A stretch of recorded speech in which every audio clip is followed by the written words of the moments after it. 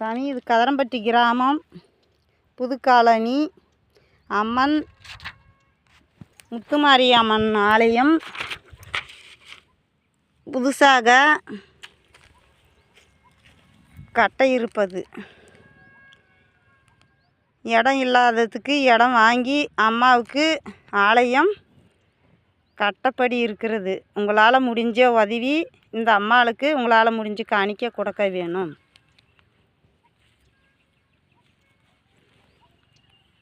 இதுதான் அந்த அம்மாளோட